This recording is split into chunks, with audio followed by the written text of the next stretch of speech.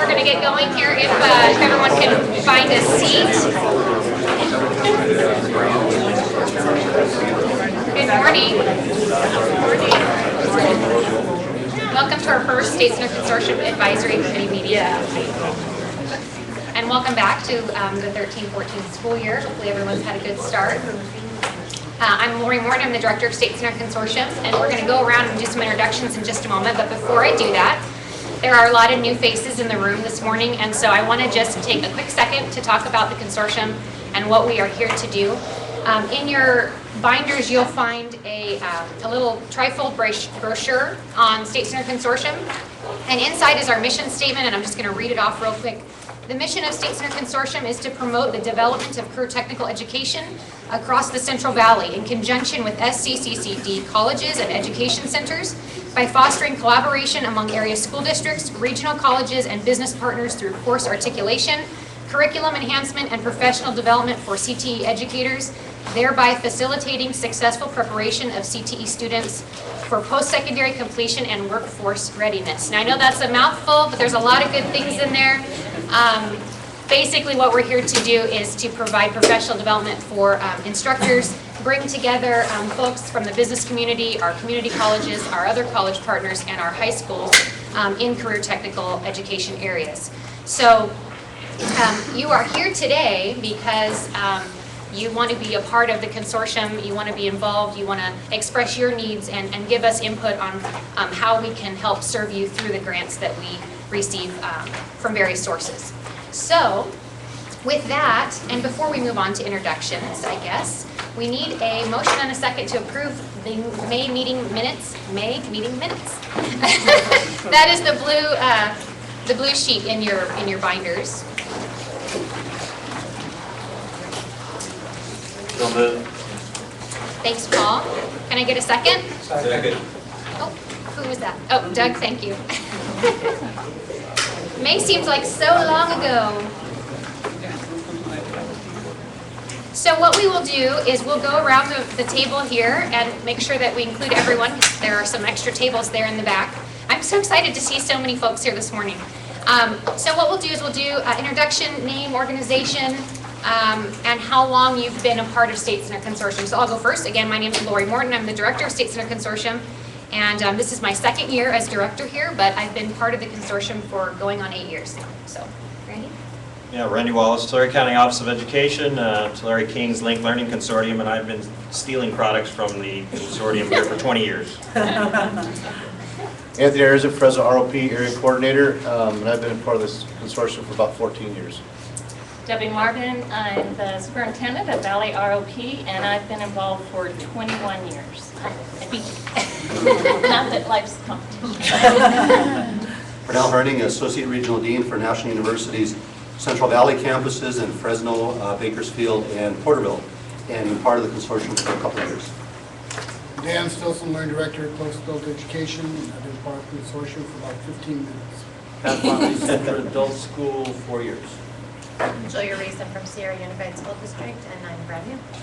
Gregory Lomack, Clovis Unified School District, 3 years. John Fitzer, I'm a Dean of Instruction at Reedley College, and this is my first meeting. I'm Jim Chin. I'm Dean of Instruction from Madera and Oakhurst Centers, and it's been about at least 12 years. Tom Mester, Dean of Instruction at Rebel International, and I think I'm starting my third year.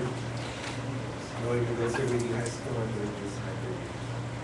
Rick McCollum, Reedley High School, the principal, this is my first term. I'm Frida Villan, I'm from Buchanan High School, I'm the career center coordinator there, and I think this is my 4th year. Jeff Moore, principal at Riverdale High, 4th or 5th year. Michelle Calandra with Junior Achievement, and I'm finishing up my first year with the consortium. Al Owen, President of PDK, third year. Nani Dobek, Director and Coordinator of the Home Economics Careers and Technology Professional Curriculum Professional Development Project at Fresno State through the State Department of Education. And this is my 5th year. Doug Betts, President of the Bill Smiley Aviation Center and representing the Fresno Chamber of Commerce as the Chairman of the Business Education Committee. And this is the beginning of either my 5th or 6th year, I'm not sure. Good morning, welcome to DO North. I'm the Vice Chancellor of Educational Services and Institutional Effectiveness for State Center Community College District. I'm the Chief Academic Officer for the district. Been here 11 months. Ellie Honordus, Program Manager at Edison High School. And second year. Sally Fowler, Executive Officer for College and Career Readiness with Fresno Unified, and I've been involved with the consortium since its conception. Alan Holman, Madera High School. This is my 4th year. Good morning, Rick Romero from Fowler High, and this is my 2nd year.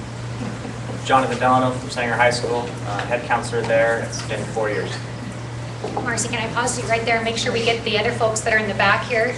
Tim? Tim Woods, Vice President of Instruction, Fresno City College. Claudia Javier Pinto, Dean of Instruction at Fresno City College, and I've been here 10 months.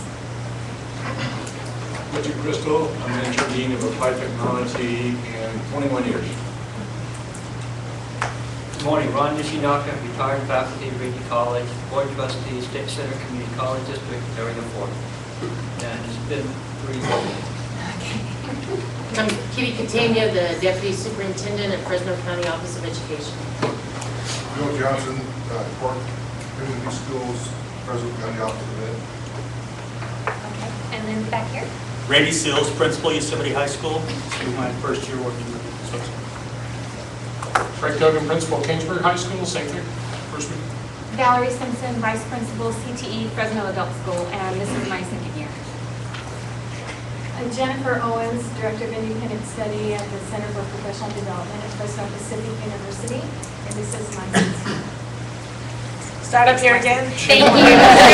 Good morning, I'm Marcy Masamoto. I work at Fresno State at the Educational Leadership Institute. And I like working with these two guys at Sanger Unified also. I've been here for, I think, it's my 5th year. I work with Marcy. I'm Daniel Chacon, Principal at Sanger High School, and this is my 14th year consortium. I'm Sato Sneakin, Learning Director at Selma High School, Administrator in charge of CTE and Perkins, and this is my 14th year, I believe. Fabrizio Lafaro, I'm with Valley ROP. I'm the curricular coordinator, and this is my 1st year. I'm Jim Volkov, Director of Secondary Ed for Kerman Unified. Kerman Unified has been here since the inception of State Center, and I've been here too long to count. Should be plus 20 years, I don't know. It's been a long time. I'm Paul Burrell, Director of Secondary and Adult Education, Central Unified, and I think this is 6th, 7th, or 8th years. Lost track. Mark Gammons, Fresno County Office of Ed, Instructional Technology, year 5 or 6. I'm Nancy Penny, Principal at Sanger Adult School. This is my 15th or 16th year with State Center Consortium. 8 of those years I worked for the State Center Consortium. 8 years. Lindsay Sanders, Principal at Edison High School, and this is my 1st year. Carolyn Drake, Dean of Health Sciences at Fresno City College. I told kind of a calculator. 15, 16, 17, 18. Okay. Kristen Borowski, Director of College and Career Readiness at Fresno Unified, about 15 years. Shelley Powell, I work for the consortium, and the association with the consortium, it's been over 20 years, so I must have started when I was about 13. But a veteran and really glad to be associated with some wonderful things that are happening and being able to know what's going on in our districts as well. Christina Valencia, and I'm the Articulation Officer with the State Center Consortium, and I've been here since February, but I've been with the district for over 6 years. Debbie? Debbie Cardoza, Lori's assistant, and going in my 3rd year. And we have another new face in the back of the room. That is Keith Johnson, and he is our new student assistant, so you should see him around here too. He's helping us, and thanks, Keith, for being here. Did we miss anybody? Okay, wonderful. In front of your seat, you should have seen a pin here, a lapel pin, just as a gift of thanks for your participation, for being part of State Center Consortium. We just really appreciate your participation and your involvement in all that we're doing. So if you don't want to pin it to your lapel, it looks great on a laptop bag or something else. But we wanted to give you something to thank you for your time. Also, one other quick announcement. In your binder, there's a list. It's a directory of all of the advisory committee members.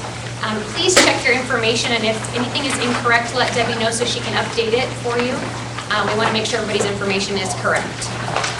And one other quick thing too, we started something new this year.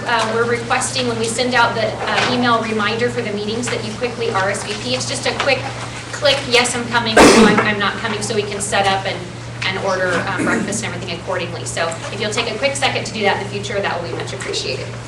Okay. So at this time, I'm going to hand it over to Christina, and she's going to share some information about what we've got going on with articulation. We have 3 reports in your binder here, and the first one is all of the active high school articulations that we currently have. And I went ahead and also added the high school instructor in here. I believe in our last meeting, that was a request that some of the principals had, or our OP sponsors had, to go ahead and add the instructors in there. We currently have 116 active articulations. And on here, what I went ahead and did is the asterisk on the expired column means they will be expiring this next June 2014. So I also went ahead and sent out letters to all of the principals who will have articulation applications expiring this next June 2014. So you guys, some of you should have received those as well. And in that letter, I also, if you had an articulation application expired in June 2013, I also went ahead and sent you that letter as well to let you know that you had one expired and if you still wanted to go ahead and renew that one. So that's pretty much it for the active high school articulations. There also, I included the next one is the pending high school articulation and OffuTrack applications on here. So it will tell you where that application is actually in the process.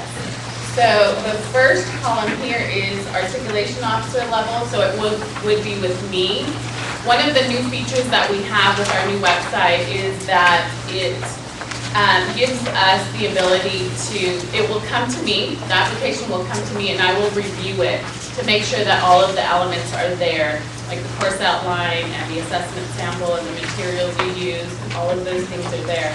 So if they're not there, I will go ahead and send that back over to the high school teacher that submitted the application. So we have a couple of those still kind of pending before I move it on. And then we have a couple of them in the curriculum analyst waiting to be assigned to the dean, and then a few in the dean level, and then the majority of them are in the department chair level. What I've also done is communicated with the deans as well as the department chairs to let them know that they have these applications pending. I've also contacted the deans to find out if there have been any changes with their department chairs, simply because that'll allow me to make sure that the applications are where they need to be. So those are the pending.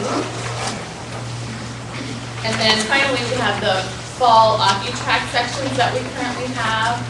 And we have 5 of them this semester. The majority of our OffuTrack sections are created during the spring, but we do have 5 of them here, and they will approximately serve about 180 students this semester. And on the bottom, OffuTrack is a dual enrollment program where students enrolled in these sections will receive college credits immediately upon successful completion of the high school course. So if they get a good grade on there, they will get immediate credit at the college that the articulation application is with, whether Reed or Fresno City College. So, and the OffuTrack agreements stay active as long as the articulation agreements are active. Any questions for Christina on articulation? She's very actively communicating and contacting folks involved in the articulation process. Of course, 2+2 articulation is where the high school program is approved for the equivalency of the community college course. So the students get the opportunity to have a 2+2 certificate upon completion, which once they've completed 12 units within our college district, they can cash that in basically for those units that they earned at the high school level. OccuTrack is the dual enrollment step, where they would get their units immediately, as Christine stated. So that's a big part of the work of the consortium, and as she mentioned, we launched a new website last April, and we are actively doing workshops to expose folks to the new site and just give them some information on how that works and how they can participate in the process. So I believe it's October 11th, we're having a workshop for our STCCD administrators and faculty on the website and the articulation process as a whole. And then we're also going to be doing presentations at the Fresno ROP Fall Conference and also the Valley ROP Fall Service as well, so we can communicate to our high school CTE teachers how they can submit applications and be involved in that. Okay. One other thing about articulation, earlier this year we had sent out an email regarding an articulation work group. Some of you responded and were interested in participating in that. There's been some new information from the Statewide Academic Senate from the California Community College system, and they're going to be kind of rolling out some new info regarding articulation and how that works with high schools and some of the options and best practices in implementing articulation. And so what we decided was to postpone our work group until that new information is submitted and communicated down to the community college academic senates and curriculum committees before we moved forward as a group. So that has been put on hold, but we are looking to continue that at some point.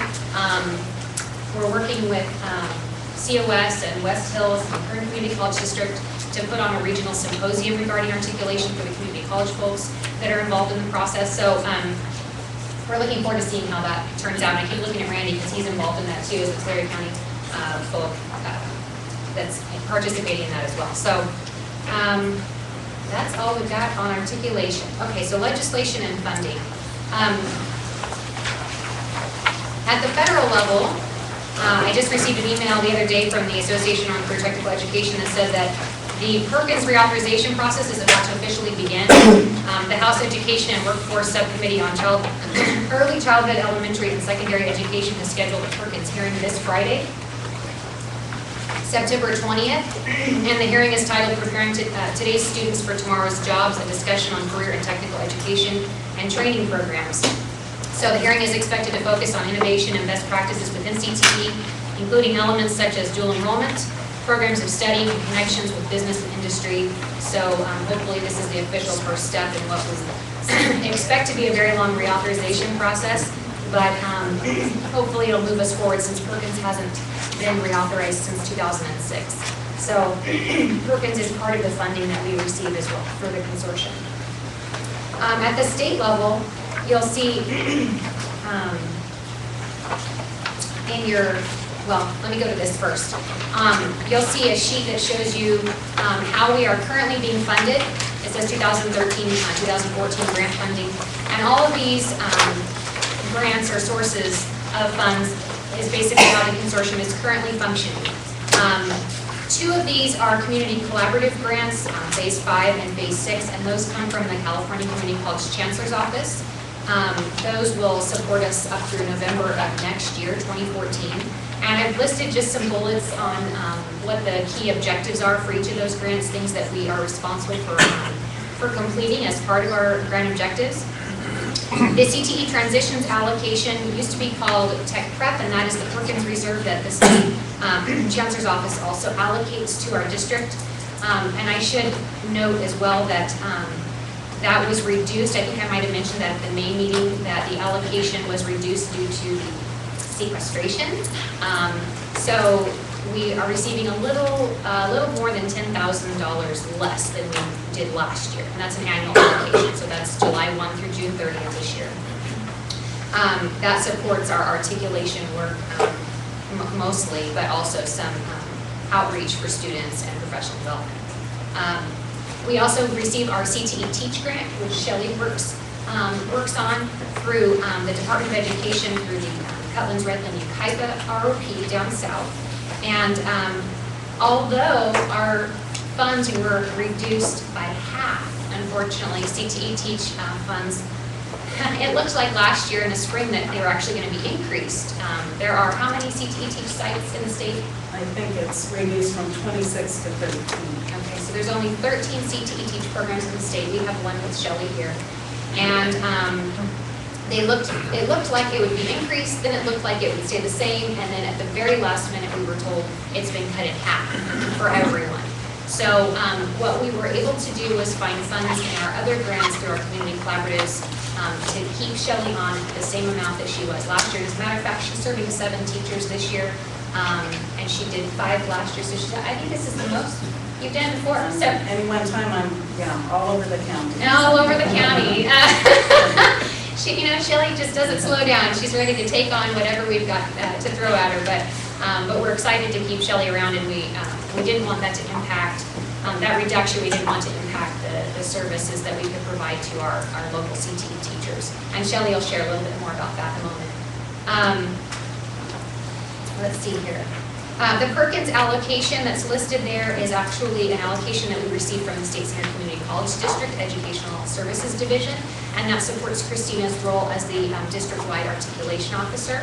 So we are always thankful for that. And then I also listed here a Health Workforce Initiatives grant. This is new to us this year. We're working in partnership with the College of Sequoias in Visalia, and Valerie Fisher, who's the Deputy Sector Navigator for Healthcare, came to us and said, I've got some money, let's work together to spend it. I said, you got it. And so we're going to be putting on some professional development opportunities for healthcare instructors throughout the region. So that would include all of any instructors that you would have in the healthcare area, and hopefully provide some material and resources for them as well through that grant. So we're always continuing to work with our partners and try to find additional opportunities for funding. And we've got some things on the line, one of them being the SB 1070 dollars, which used to be the SB 70, but was renewed last year as SB 1070. We are patiently awaiting the release of that RFA. It was supposed to come out last spring, and then they told us August, and I just talked to my grant monitor yesterday, and she said in a couple weeks, it's going to be here in a couple weeks. So that will be the renewal, basically, of those community collaborative grants. It might look a little bit different. That's why they're taking so long. They're reworking some of the grant objectives, but we feel very secure that we're in a very competitive spot with the partners that we have and the work that we have done with the consortium. So that's a big one we're waiting on. The other one, and you'll see a sheet on it in your binder, says the California Career Pathways Trust. And some of you may have heard about this already. AB 86 is its official title, but this is new funds that the Department of Education will be allocating through competitive grants. Daryl Steinberg and the members of the Senate who participated in the Linked Learning Focus Policy Retreat earlier this year got the governor to appropriate $250 million to establish the California Career Pathways Trust. So, like I said, they're going to be competitive grants to support career pathways programs, strengthen K-14 alignment, and build scalable work-based learning infrastructure. Work-based learning prepares students for success in college and careers, and we're going to talk a little bit about what work-based learning includes. But basically, this ties into the Linked Learning Initiative, which incorporates the rigorous academics with the career technical core and real-world application, providing opportunities to go for students to go out and have work-based learning experiences and engage employers in those activities. So this money, and I know Randy's going to talk about it quite a bit as well, will allow us to hopefully function as an intermediary between businesses and educators to provide these work-based learning opportunities for students. And that's one of the key bullets on the back of that in the blue box that says that they're basically funding these intermediaries to work between businesses and the schools to provide these partnerships or facilitate the partnerships. And establish regional K-14 partnerships with business entities and community organizations. So we feel like this new grant that's going to be coming out, and they're expecting the RFA to be released by December, hopefully. That was originally supposed to come out in September, but they're still working out some of the details on that. We feel like we're in a really good place to move forward on this, and if we can get one of these grants, we'll be able to provide a lot of really exciting new services in addition to what we're already doing with our partners. Let's see what else I want to say about that.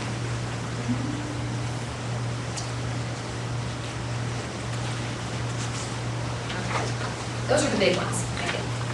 Okay.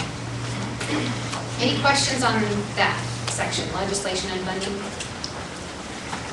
So we're always working on new sources of funds, of course. Okay, so next we have our Central Valley Career Technical Education Conference, and you have a handout here. This will go out electronically very soon, so you will see an e-blast regarding this.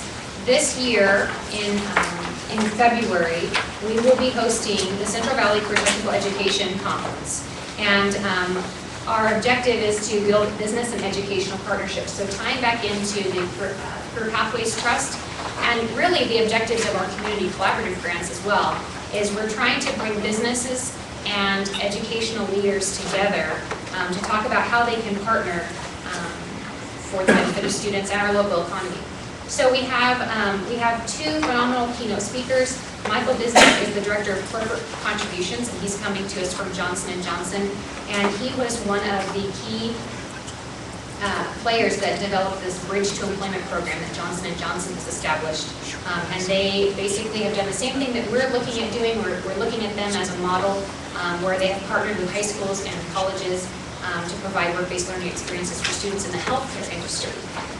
And so he's going to talk to our group about that. And Chris Rosander is a local past CTE student that has gone on to do amazing things. He was recently inducted into the International Space Hall of Fame, but he credits his experience in CTE programs for his successes.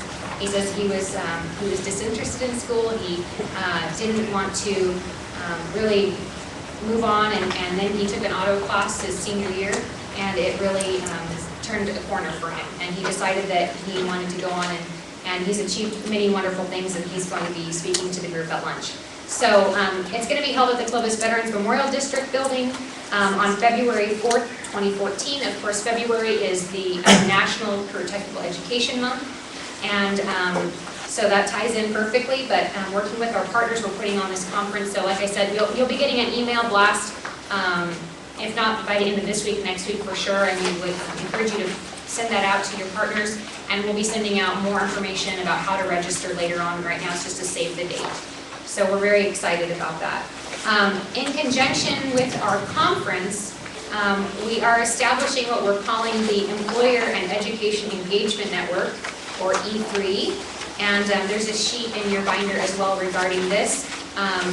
This again ties back in with Linked Learning and the Career Pathways Trust and some other opportunities for funding. But what we're trying to do again is bring businesses together with educational programs to provide work-based learning opportunities for students. So this is a very brief overview. We're in the infant stages of developing this network, and this is something that was many years ago when the consortium participated with the Fresno Chamber of Commerce to have a connection. I believe his name was Bobby Kahn, that worked with the chamber and helped facilitate these partnerships between businesses and educators. But as funding has kind of come and gone, and there were some work-based learning grants, I think, long ago that's helped support this work, the work went away. And so we're trying to reinvigorate this. Like I said, it's part of our grant objectives, and it's really something that is beneficial to everyone involved. So why not? But again, this is just a brief overview of what we're trying to accomplish, and we're in the very beginning stages, but we are excited to move forward with that project, and you'll be learning more about it. But we're hoping to use the conference as a launching pad for the E3 network to communicate what we're trying to do and how businesses can get involved and partner with our educational programs. So now that I've talked about CVCE, the conference, and the Education and Employer and Education Engagement Network, this is our time for our focus topic. And each meeting, what we do is we pose a few questions to our advisory committee and hope that we can gather your input as we move forward on certain projects or themes throughout the year. And so this one is in regards to building business and educational partnerships. So a couple questions and time for discussion. Please give us your thoughts and input. First, what barriers do you foresee and how can they be averted? How can we promote partnering to get as many businesses involved as possible, and how do we address the needs of everyone that's involved? So any thoughts on business and education partnerships? Michelle? So just to address the second target right here, how can we promote partnering to get as many businesses involved as possible? I think it's reaching out to groups such as Leadership Fresno, who are already within the business community, and maybe the chamber can help facilitate that as well as anyone who maybe is an alumni, as I am of Leadership Fresno, would help to bring those partners together. But I think different partnerships like that would be really good to integrate the business with the State Center Consortium. Well, I have a connection with Leadership Fresno. I happen to be the president this year of Class 30. So that'll work out great. Okay, any other thoughts or ideas?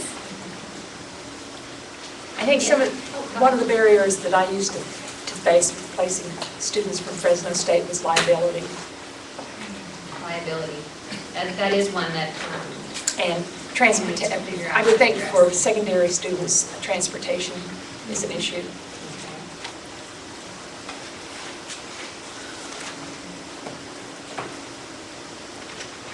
Ellie? I had attended a conference, and there was someone there, this is a couple years back, I need to go back and look at the details of it, but in Orange County, they actually have an advisory board system that everybody in that area is part of. So instead of, because there's so much demand on everyone's time, so advisory boards are very difficult things to keep going at every school site. So instead of doing that, they had phenomenal people who were part of their advisory board, but they would only hold a meeting twice a year, and everyone would attend it from all different sites. So they had really top-notch people from the industry being part of their advisory board. They were willing to really commit to two days a year. So I really think that's a great model to look at, and look at more a universal plan rather than every site going on their own, doing their own thing. And if you guys are interested, I can go dig up the information and share them with you. Actually, Valley ROP, we partnered with Reedview College, and we do a joint advisory meeting in the spring. Because we share a lot of the same partners, our high school teachers and the college instructors. And plus it helps with collaboration towards articulation and those, so everybody gets together in the springtime. So that's a similar model of what you're talking about, Ellie, that we have done for the last 4 years, I guess. Right, but just expanding it and being more inclusive, which really helps us to break our silos as well, and work more collaboratively. And I might dovetail in with that.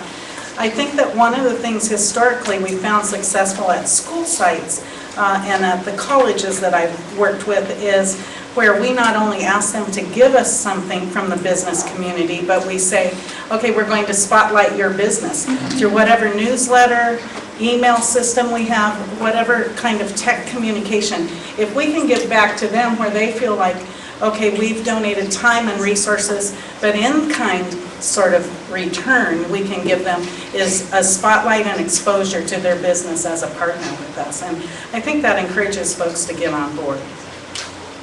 My observation from businesses that are involved, once they get involved, they stay involved.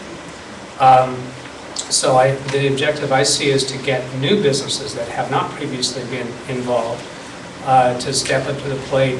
And so I consider how do you go about attracting them? If you just give them bullet points about the advantages and what we can do and so forth, that is, it doesn't grab them as well as if we can collect some testimonials from businesses who have been involved and showing what it has meant to them in terms of perhaps marketing exposure, but probably more significant in terms of their fulfillment of being part of that and experiencing having the students go through this and see what an impact it makes on students' lives. In talking with business people to become interested in this, they're always concerned about taking away from their primary objective, which is their business. It is their responsibility and duty to be first and foremost focused on their business. But if you can show by virtue of testimonies from other businesses how it has been of advantage both to their business and to their work atmosphere, to their employee fulfillment and satisfaction with the job, I think that could attract some more businesses. thoughts that he's done? We've been successful at Sanger High, but that's been with the placement in the community, but it's been through the ROP, the Valley ROP, because the liability is very limited there, because the ROP does a good job of permission slips, informing parents and business clients of the kids that are coming over. Our struggle is that, at the site, if we send kids out, we become very vulnerable as to where we're sending our kids with transportation cost or injury on the way. Or if we send the kids in, does that business have the same standard of security that we would have? We check people to make sure they're fingerprinted, they have no criminal background, or walk-on coaches, etc. Businesses may not do that to the degree that we do it, so then again, we send kids, we're vulnerable to the site. But through the ROP, it's always really vetted very well. And I feel very secure when we send our kids out with that blanket of the ROP as acting as the supervisory role. We try it in the community, but again, I'm always leery about who's working there, what is their past, do they have that same standard of security or liability that we would have for our children, for our kids. So, ROP has been the best way for us to work through this. And I don't know if there's other ideas out there how to work through this that we're not vulnerable. We certainly would love to get on board with that. I think when you put those expectations on the employer, they say, hey, we need you to do these checks, that's when they're like, no thanks, you lose the partnership. And that's the problem when you have 17-year-old, 16-year-old kids, underage children going out into the internships or what have you. Parents still have that high level threshold of expectations of the safety of that child, even though they were at Joe's wood shop plant working. Chacon, you better make sure my kid's safe there and do everything that's possible. So we've struggled with that. And I've talked about that over and over.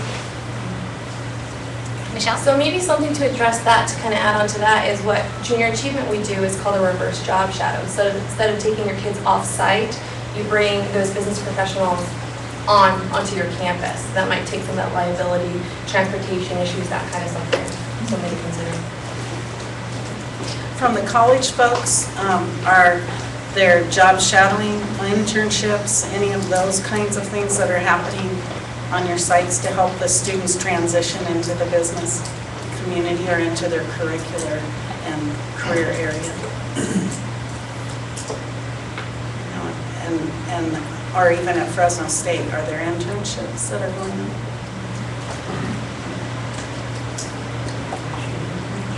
So that might be something that we would explore, because one of the key roles we function in is serving as that bridge between high school and college. And so as we work hand in hand with the CTE teachers at the college level, maybe bringing forth that information so the high schools are also aware and can promote that with their students and their parents, that not only will they get community hands-on experience at the high school level, but they'll go on to the college. And I know the employment centers at the college do a wonderful job of helping transition students into temporary and part-time jobs to make that transition into the work world. But maybe we might explore that a little more as well and share that information. Yeah, Fresno City College, internships, there's actually several, and they're especially in the CTE area. The way we've structured it is also through industry-specific and general cooperative work experience. So typically an internship program will be a capstone experience, say for our medical billing students or for any of our other CTE programs. And recently we've invested in a counselor structure for applied technology, business, and social sciences, where counselors are going to take on the function of both, basically student educational planning, but also tying educational experiences to that cumulative internship experience. And then, as you mentioned, Kelly, the Career Educational Center is also where students come with internship opportunities, and we use the general cooperative work experience as a vehicle where students can use those internships to get college years. Thank you. Anyone else? I'm just going to throw out that, and I'm not a practitioner at the school level, but from my point of view, one of the key elements seems to be a personal relationship, a very personal relationship with your business partners, that if you as this school entity or the teacher, have frequented the business, you know the people there, have a level of trust. They know you, and vice versa. It would seem to me that it is a better key to success, as opposed to broad-based, throwing out the net to the entire world of all businesses and waiting for somebody to come back to you. So who is that somebody? If you don't know who that somebody is, you don't know their business practices, you don't know the level of professionalism, you will all be at greater risk, I would assume. New businesses, of course, that's a harder thing, but I think and I know that all of our teachers and all of our administrators are so pressed for time that the idea of spending extra time with the businesses probably doesn't sound plausible. But from my point of view, that personal relationship is going to be the stronger bond or the stronger element than the throwing out the net. And so to address that, Marcy, that's part of what the Career Pathways Trust would help support, is actually a specialist that would be the liaison between the businesses and the educators to kind of take the pressure off them having to do the legwork. And so we're looking at there would be someone on staff, basically, that would be that person to facilitate those relationships and be the go-to. Somebody that can drop in, unannounced. If you're worried about liability and all of that, exactly, you've got to have another set of eyes that are looking in that direction. Another piece on that liability issue and screening the employees who might be working with the youth, and I've given us quite a bit of thought because of our new, with the Bill Smiley Aviation Center, the building being completed, we got some new programs coming up. So I've been concerned about kids and adults getting off alone. And the notion there, the way to deal with that is that is not allowed, or that is somehow structured. And one of the selling points to the adults involved is, in order to eliminate that concern, well, we need to check you out or run you through these systems to find out if you're okay to be with the kids. Well, there's the other side of it. As an adult, I'm always concerned about being alone with a kid that I don't know. What might they claim? The innocent adults have been ruined, had their lives ruined by a kid who claimed something that didn't happen. So having your business, the student program structured in such a way that it reduces or eliminates adults being alone with individual kids, or put into in an environment where something could happen that there's no witnesses to, it's just a good idea to structure the program so that to protect against that. Okay, and just as we move forward, I want to also mention that we are working, we had a compact meeting a week or so ago, and we shared some of this information with them, and the Fresno Compact is made up of a lot of involved businesses in our area, and they seemed very excited about this opportunity for this engagement network to start rolling out, and the Career Technical Ed Conference, because they want to find a way to get more involved. So that was encouraging. And of course, as Doug had mentioned earlier, the Business Education Committee through the Chamber, I'm a part of that as well, and so we're communicating that with them. And so from the business community, trying to get them on board, but it seems like they're excited for the opportunity. So we're going to go ahead and move forward. Review of events, old business. Just a quick mention, in the past we've printed out evaluations when we do workshops, but we decided to go paperless. So if you want to check out evaluations when we do workshops or events, you just go to our website and click on the events button at the top. We reconfigured a few of our navigation bars on our website. And so you click on events, and then there's a tab for evaluations, and all the evaluations are listed here in PDF format. So you can always just see what happened and what some of the responses were. So the first event that we had this year was on August 1st, and that was Shelley's CTE Teach workshop. Go ahead, Shelley. We'll put on a hat, we're going to do a fast ride through what happened before the beginning of school. I grabbed the teachers, the end of July, we get our referrals usually in May. I've trained 23 teachers, and this is the CTE induction program. So instead of BITSA, most of them are going through this program, which gives them all of the practicalities of going in from their career area into the classroom. So you get the, let me put a face on it, you get the adult teacher, new instructor that walks in the door on July, or it was August 1st, and they're going, I'm excited, I'm eager, and I'm ready to talk to kids. And so it reminded me of the story when a man that was driving down through a country road. Alongside the road, he saw a dog had gotten loose. And so he pulled up and he thought he would protect this dog. And as he begins to get out of the car, the dog greets him. And he's going, this is odd, did I hear that? And here comes the owner across the field, and the dog proceeds to talk. And the dog says, you know, let me tell you a little bit about myself. It's nice to meet you. He said, I worked for the FBI. I helped sniff out bombs. He said, I worked for the CIA. I helped work with terrorists. He said, you know, I helped do it with fires. I fought fires. And he thought, this is remarkable, a talking dog. And so when the owner approached, he goes, is this your dog? He said, yes. Would you be willing to sell it? He said, sure. For how much? $10. Why would you sell a talking dog for $10? He said, because he's a liar. So he's a flat-out liar making up stuff, but he loved to talk. And so telling about escapades, and as we train our new teachers, some of it, because they don't have a background in teaching, they say, I want to be a star on stage. Now, they don't say it out loud, but they're thinking, I have stories to tell, experiences.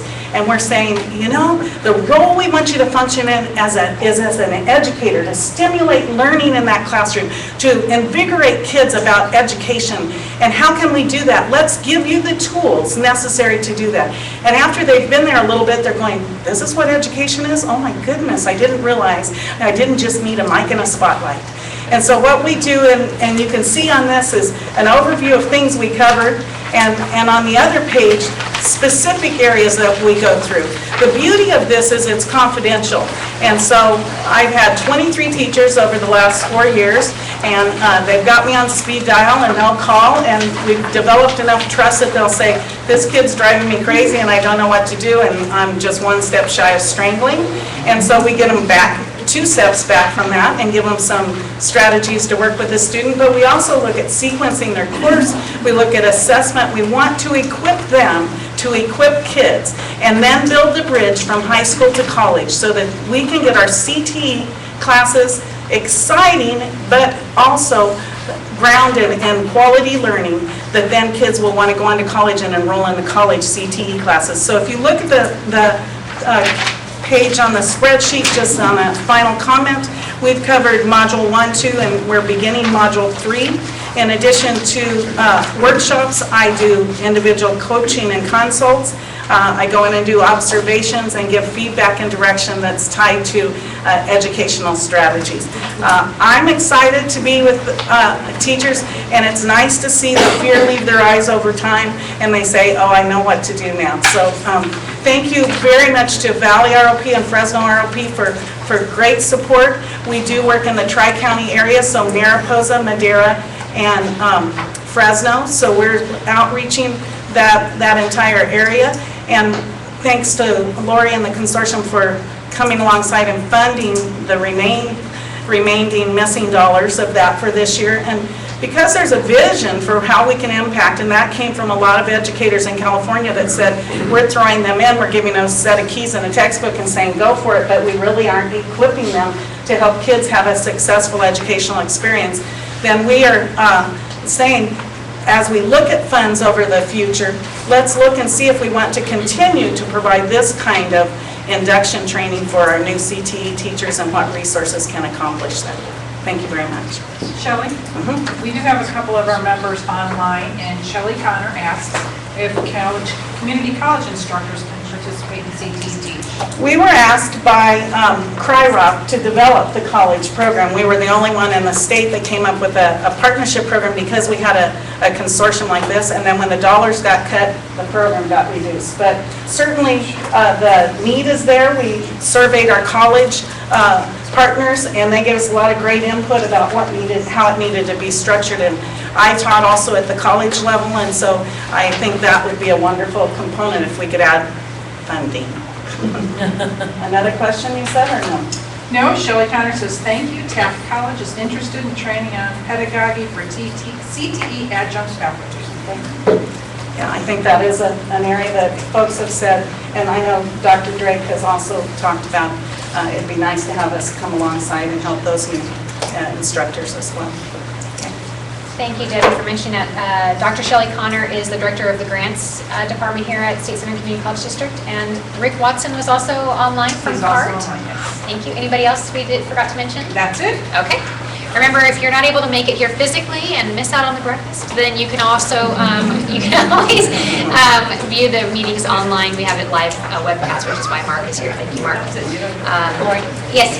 I just, again, want to say, and I know I mentioned this last year, but there are new people here, how important it is that we have Shelley that's working with our people that come out of industry into the high school classroom. The majority of us educators here have gone through a traditional credentialing program, while our industry people don't. And so they come in with ideas about, wow, education is so easy. You guys have summers off and you have Christmas vacation and all that. And you know, even though we always warn them how difficult it is to be in a classroom day after day with what I call energy vampires, you know, high school students, it's so important that Shelley is here. Like she said, it's very confidential, so evaluation process that I might be doing on the teachers, she doesn't share anything with me unless there's like a major fire burning somewhere. Yes, that's right. Yeah, but I can't tell you how important it is for our instructors that Shelley is there and she's that cushion. Thank you. Shelley does a phenomenal job. That's why we wanted to keep her on. Okay. A couple other events that we have hosted so far before our meeting today was our Meet the Leaders event, and this was on September 5th, and we did this in partnership with Phi Delta Kappa, and Al Owen is here. He's the president of our local chapter. We had 7 educational leaders on a panel. 6 of those were college presidents, and the 7th being Jim Uvino, the new county superintendent. And so our college presidents that we had as our leaders were Dr. Kara Goldsmith from West Hills. She's new. The reason Al came to me and said, we've got all these new college presidents and educational leaders. Phi Delta Kappa, we want to pull these people together. Can we do it? And I said, let me make some phone calls. So we had Dr. Castro from Fresno State. We had Dr. Minaharis from Fresno Pacific. And of course, our college presidents as well, Tony Cantu from Fresno City College, Dr. Sandra Caldwell from Reedley College, she's brand new as well, and then Debbie Akeda from Willow International Center. So it was a really great event. We had a full house, and it went over very well, and we had a lot of positive feedback. Al, I don't know if you wanted to add any input to that. Well, the focus was, if you've been hearing it, I'll use Dr. Castro as the example. He's been talking about how he sees Fresno State as vitalizing the economic growth of the Central Valley. That was the theme, and we had a series of about 4 questions that they got ahead of time. We invited people who were representing of your institutions at secondary and junior college level, university level, to participate, to let them hear what their vision, the college president's vision. It was kind of a running joke, who had the least amount of tenure of their job. It turned out to be Dr. Castro, who was here August 1st. But the exciting part about that was, one, these people had seen each other's names in the paper, had never met. Half of them had never met the other half. That alone was valuable. And then people coming in and talking about, we had a fairly lengthy Q&A at the session, is take a look at the evaluations. Because we ended this by saying, what can you, university presidents, do to move this forward in these partnerships? And then ask the audience to contribute this and answer the same idea. We got some very good responses. My board is going to be meeting with this and going through these things to take this to the next step. All of the things we've already been talking about, Phi Delta Kappa is a great resource. I'm not making plugs for membership, but I always do. It's a great resource for the largest international education pre-K through university level institution in the world, and have resources, very, very valuable resources, research-based, service-based. So we're hoping to expand this. One of the little sidelights that PDK has is Future Educators Association, which is an affiliate body of getting into high schools and providing resources and support and mentoring schools at no charge. Our high schools, we're doing some outreaches into that already. But they bring these people together. We never thought we could pull all these people together, all huge, busy people, but we decided to do the breakfast. And Debbie, I gotta applaud her, she did a marvelous job. The technical side, and Lori's support in doing this, and we did pull it off. The responses from the presidents was outstanding. This is great, we need to do this more often. Yeah. And then there is, how do we fit this in? So I don't know if we want to make it 5 a.m. breakfast so they can still get to it. But the morning, I do need to share the morning breakfast like this is, people come here first, the job doesn't get in the busy way before they start their day. This is a good way. We did serve breakfast also, a little lighter than this one by choice. And so again, thank you to our support from Debbie and Lori and other, and Shelley too, for helping out with this. It's very, very successful. We're glad we did it, and we are going to go ahead and pursue it. So take a look at those evaluations, and you'll get an idea of what the people who attend and say what they want to do next, which is really critical. Yeah. So like I said, we had 7 leaders here, and they were all very positive. I heard a lot of them say, we need to do this again. This was great. Just the time that they had to be able to talk with each other, like you said, but it was a great event. We were excited to have that here.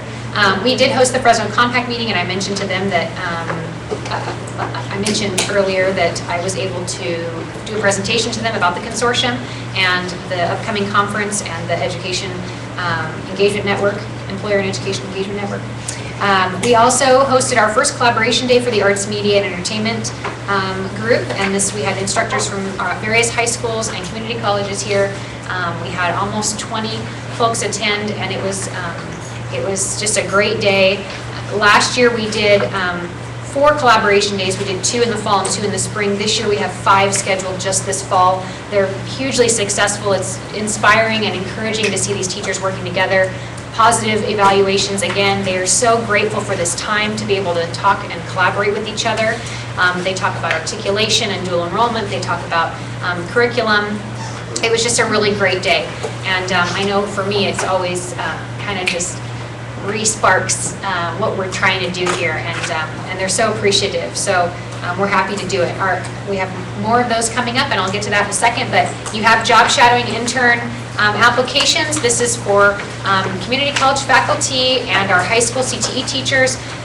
We've been getting a lot of these. It's really, the word has gotten out and people are participating.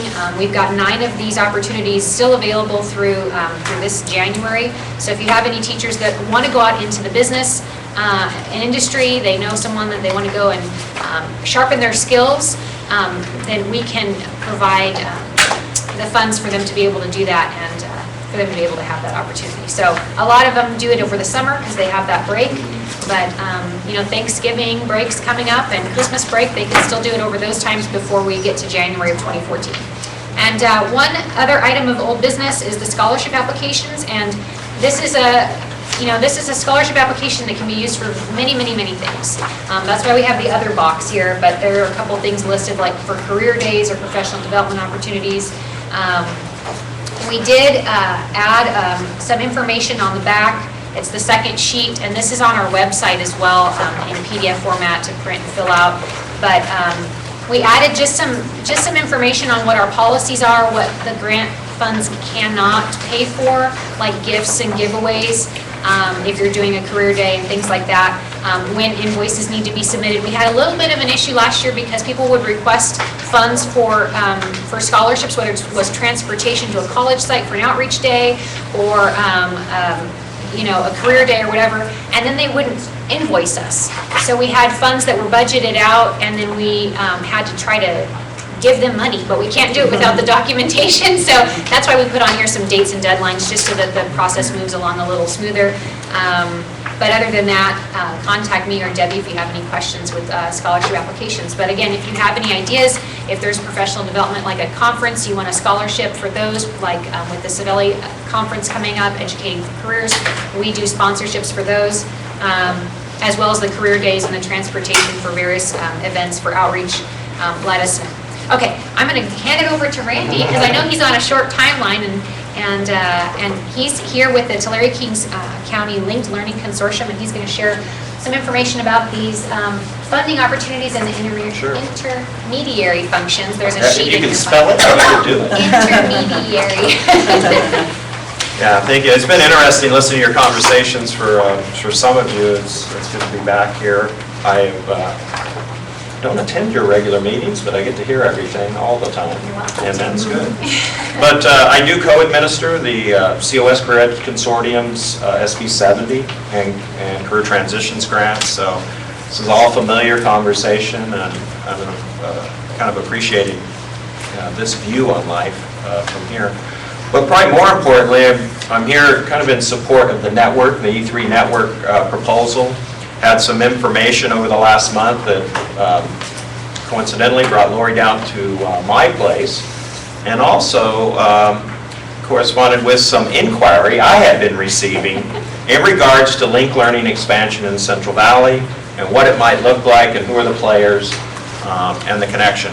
I don't know how many of you I catch from time to time. Fresno, Madera, Clovis, inquiry into Link Learning through Porterville Unified. How many have made a call, and just of the districts that are here, have inquired and participated, maybe looking at Porterville Unified's role in what has been this Link Learning pilot funded by the Irvine Foundation? I see one. Anyone else? A little bit down there. Let me give you just a little background on what happened with Link Learning and who some of the players are. Now, the Irvine Foundation started funding this Link Learning initiative, which you have a great handout that will give you the basics, and primarily it's school within school, academy-based, career-themed high school experiences in the name of high school reform. In our community, Porterville Unified was one of 9 districts originally funded to really get out in front and test fire this environment, to learn how a district system would be developed around that. The other districts are all large. Looking at Pasadena, LA Unified, Oakland, Long Beach.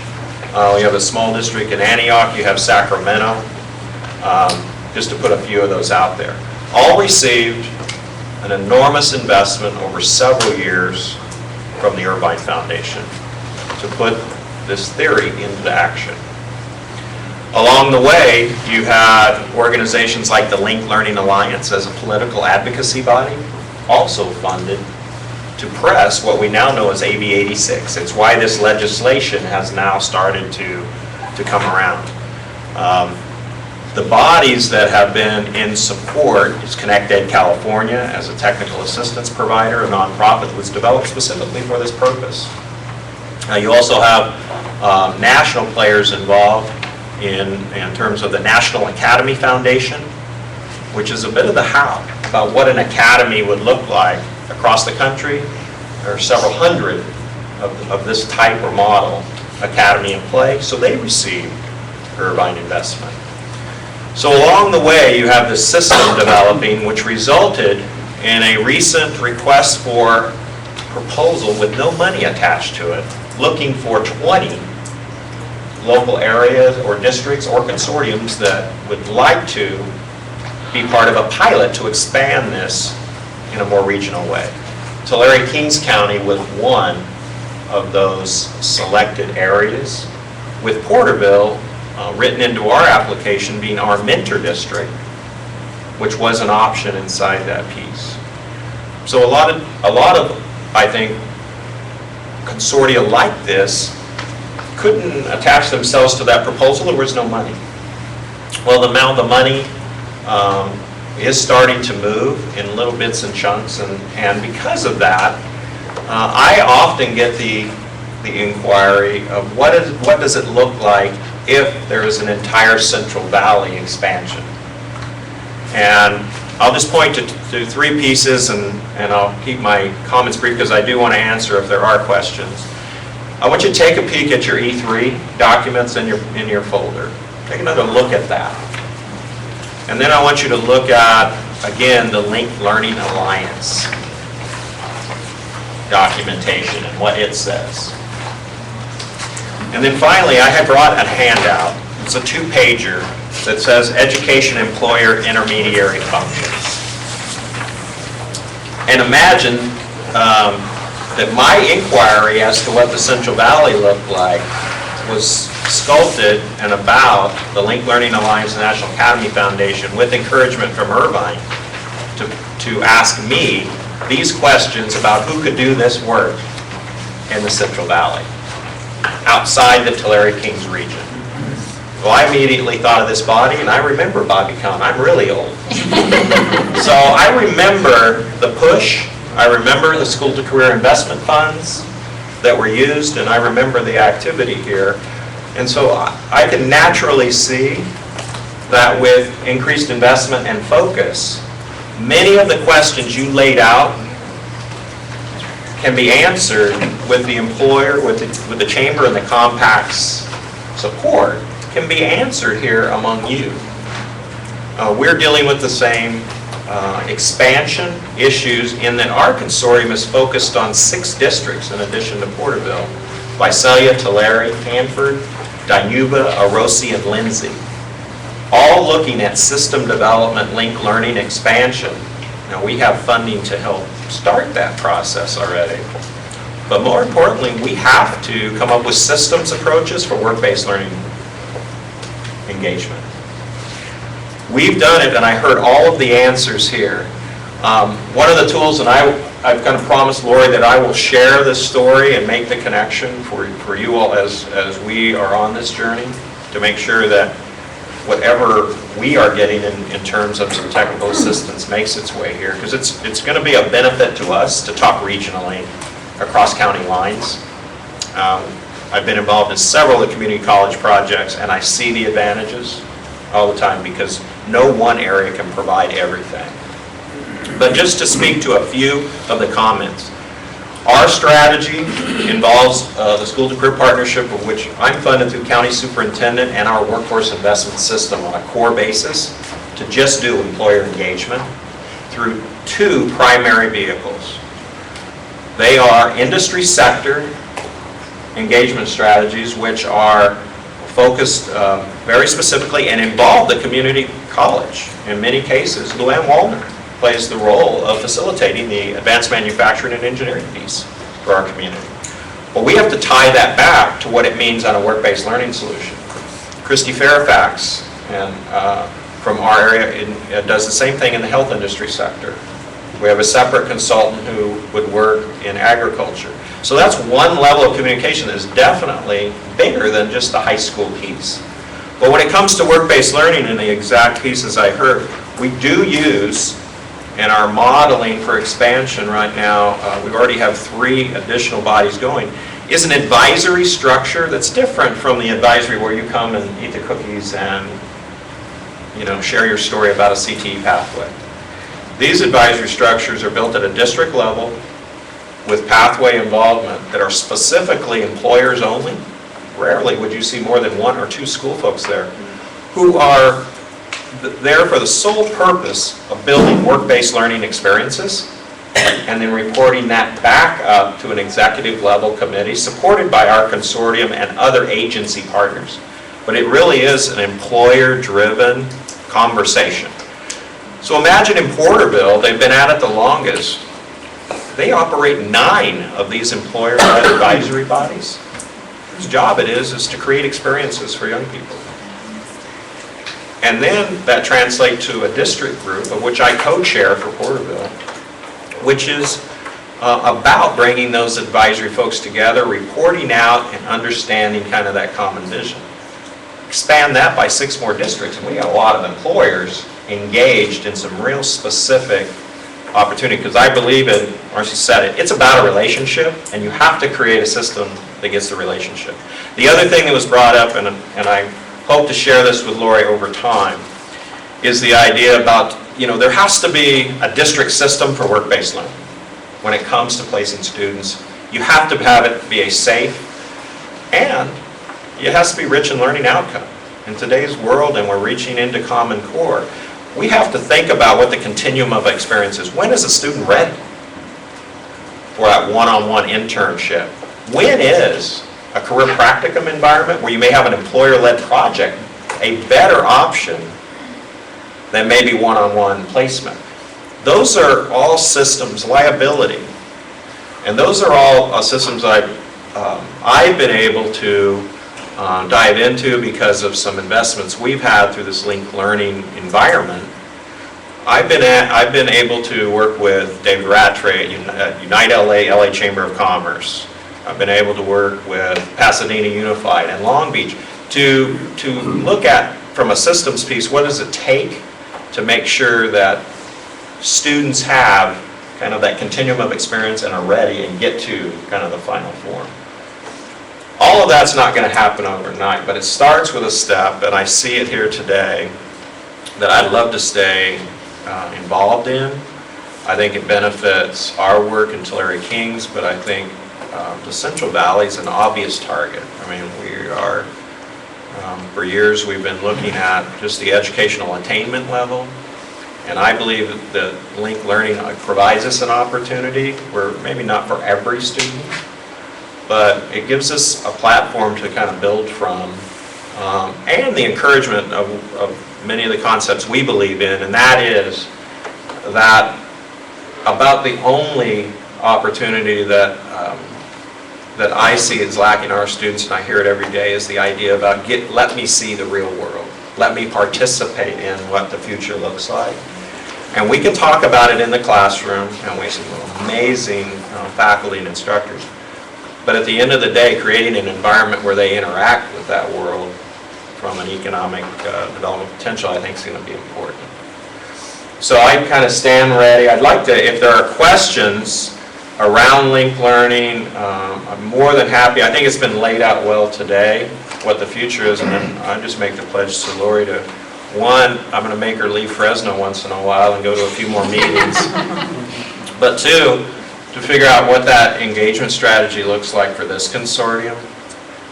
Should you all choose to back that piece, and I know I've promoted it, and I've had some great experiences over the years. So questions, if you wanted to, and I do get them from time to time, what it looks like if you want to come in and kind of get some of the experiences.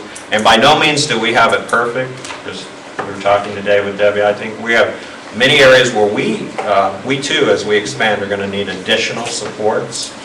And so we'll be looking to our friends around us and throughout the state to help us kind of move forward. But questions? I think mostly I was I'm hearing support. We're excited to be partnering with Randy. Go ahead. Randy, what would be a reasonable number of students to participate in the linked learning? For instance, Sanger High, we have 2,800 students, and I don't know what Porterville high schools are having Sure. the number. The largest academy in the Porterville system, they have 9. They have 9 what are called Choice Academy experiences. About the largest one is 400 students or more, but they have much smaller. Ideally, we can all work the numbers. Orosi High School just launched an Academy of Engineering through a NAP model, and they're going to be probably at around 180 in that piece. That's small. I mean, you guys all work the books. I mean, you know that cohorting students is the tough environment. It will be the hardest piece. Porterville's experienced many different levels, and I think if you are able to participate in a discussion with them, or we can arrange any of those types of things. Those are the questions. I am focusing my efforts on our linked learning experience in one, making sure that we have the resources in place to answer questions like that, but more importantly, that we have the employer engagement piece that's going to support work-based learning, which is kind of the fourth leg of that stool. Dan, one of the things that we're going to hit Randy up for is Reedley High wants to go and visit the programs there at Porterville, if you guys would like to attend also. And any of the other ROP, Valley ROP schools are Fresno ROP also, we can do a caravan if you guys want to do that. In fact, I can send, probably, Well, you can probably contact not Lori. 25, but. Lori should have me on speed dial. I'm more than happy to communicate with Cindy Brown, Director of Pathways, Porterville Unified, and/or currently, Porterville has put on Steve Graybell, used to be principal at Porterville High School, as a kind of a coordinator for this kind of technical assistance environment. And we anticipate that they will be receiving additional funds from Irvine to help support this kind of effort. So I'm more than happy to help coordinate that and move it along. Thanks, Randy. Randy, one last question on that, just so I get my mind straight. So there's Porterville High School, Wenatchee High School, Brandy Hills, and then there's the Link Learning High School. Is that, no? It's kind of more than that. Each of the high schools has at least, I'm counting them now, 2 Link Learning environments, and they're open choice. So Porterville has really thought this through. We don't think that's the case for everyone. In fact, Visalia is going through some advanced planning till areas right now that may have those be, in their system, they may provide it. I know Pat was involved in the beginning of what was VTech High School. It's a charter capacity there. That's turned into a Link Learning environment. Porterville has one of those. They have Harmony Magnet Academy, which is a charter high school. But they do offer open choice at all of their high school settings that kind of make that. Some are closed. If the school is impacted, then it's only for those students inside that school. So a lot of different variations of that game, and by no means is it wall-to-wall like you would see in Long Beach. And like Randy and I were talking earlier, Link Learning is a model, is one of the models for addressing performance-based assessment, career pathways. And so I think that's the discussion that I'm starting to have with the high schools is that, how are we going to start addressing that? And they just have a wonderful model there for us to go and look at. Randy, are you still working out of the county office of ed? Jim Vitek is not going to let me leave. Well, okay, just double check. That's a bad rumor. Yeah, Pat asked me that same thing. He did retire, though. That's what I had heard, so that's why it wasn't clear. Yeah, I did, and part of the reason is our intermediary function is going to take up more and more time. And so our superintendent, Jim Vitek, and the executive director, or the chair of the Workforce Investment Board, we've been in conversation about how that might look from a nonprofit standpoint. So we're in negotiations. We got to step out of that role. But I get to go to all the meetings. I still have to talk to Larry Dudo and everything, so I'm all over the college system. Okay, in the interest of time, we're gonna move forward. I know it's getting late. Thank you, Lori, and I have to get to Burbank. Okay, all right. We're gonna hand it over to Anthony real quick, brief presentation on the Career Tech Night and then the Fresno RP course offerings. Okay. There's a flyer in your binder. I also have some handouts here. On September 26th, a week from tomorrow, Fresno County House of Education, in sponsorship through PG&E, is hosting our Career Tech Night. And basically, it is a mirror of College Night that was just held on the 11th at was it not Selma Arena, but Convention Center. And ours is very similar to that. It'll be hosted at the Valdez Hall from 4:30 to 8 o'clock next Thursday. The College Night is geared towards students who are looking to go to four-year university or some type of school after that. Our new superintendent, Jim Yovino, is very passionate about career technical ed and has partnered with PG&E to offer students an additional resource in finding possibly a career in a technical field. And so we are going to focus on 4 areas. Those 4 areas are automotive and transportation, medical careers, building trades and construction, and utilities. And in a nutshell, the evening will consist of a lot of industry partners from the area who are willing to participate in the event, along with some of our local colleges and training facilities around here. And it's an evening for the students to go and attend and get some insight on how I prepare myself for a career in an area of one of these technical fields here. So we encourage you to attend. If you are of a business and would like to be a part of this, please, I have my cards here. You can contact me try to do that, to get your schools involved. It's also, we are encouraging parents to attend with their child that night, as they do with college night. If not, there's transportation grants available to get busing into from your schools to the event. And we hope to see as many people as we can there. It's our first time to get through this. PG&E feels that it's really important, especially with a lot of the baby boomers retiring in the workforce, to backfill some of the slots that they're going to have, with high-speed rail coming into the area, a lot of job opportunities coming that way.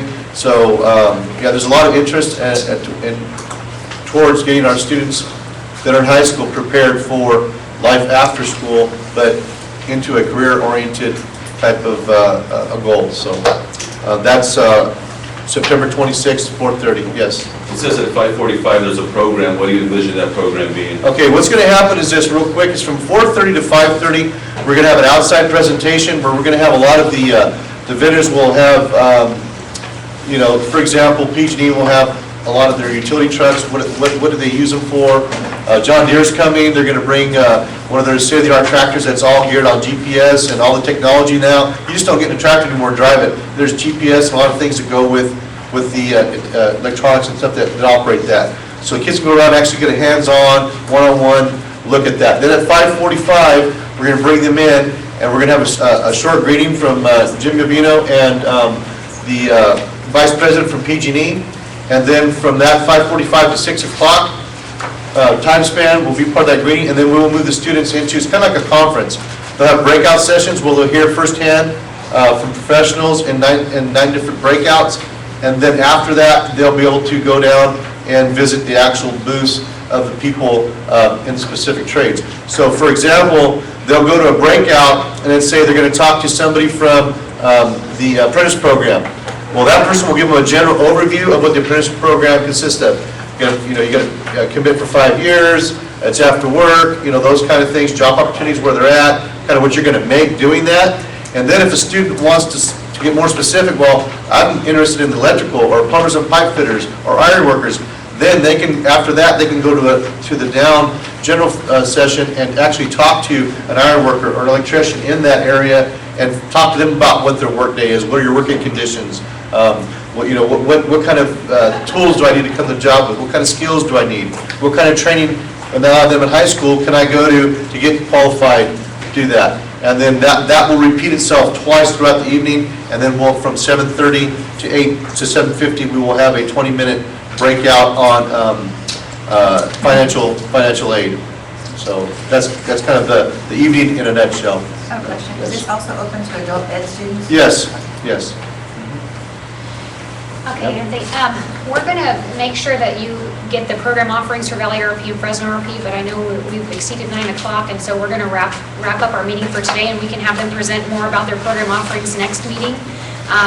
But I want to just share a few of our upcoming events before we adjourn. We're losing some people here. So our quarterly newsletter goes out each quarter. It's called the Consortium Chronicle, and it involves all of these upcoming events, but I just want to highlight a few. The Google Tools in the Classroom is this Friday. Mark's going to be putting that on. We had an overwhelming response to that. We moved it to Willow so that we could have a larger audience. There's 48 computers there versus the 20 that was at Fresno County office. And we still had almost 50 people on the wait list after we filled up those 48 seats. So we're looking at holding another Google Tools workshop, hopefully before we leave for winter break, if possible. Career Cruising, for those 11 schools that we're sponsoring, will be trained on the 30th. We're having a workshop for the new CTE model curriculum standards. That workshop's on October 1st, and that's regarding the new Career Technical Ed model curriculum standards. Training on that. Technology in the Classroom, also provided by the County Office of Ed. Mark will present on that on October 4th. Business Collaboration Day, October 9th. Again, the collaboration days we have coming up would be business, marketing, and management. We have one for STEM on October 30th in collaboration with the County Office and Fresno State's Central Valley STEM Collaborative. We're also doing one for the Careers in Education and Child Development on November 5th. So those are all those collaboration activities for the high school CTE instructors and the community college faculty. And then we have our high school articulation workshop I mentioned earlier for our college administrators and faculty. And we'll be doing articulation presentations for Fresno RP and Valley RP as well for the high school folks, so they can be informed on how the articulation processes work. And Sabelli's conference is coming up. Marcy, you want to give a quick word on that? Last pitch of the year, conference October 17th, featuring keynote speakers Dr. Eric Mazur, who is nationally known about peer instruction and the flipped classroom. He's from Harvard, a physicist, but is practicing new peer instruction and instructional model. Dr. Mariel Hardiman, focusing on brain-targeted teaching, so kind of the marriage between neuroscience and education. We also have a round of breakout sessions, including a breakout session for higher ed folks with Dr. Mazur and some other local faculty people, sessions on STEM for secondary, Common Core sessions, technology sessions. So if you haven't signed up, please do so now.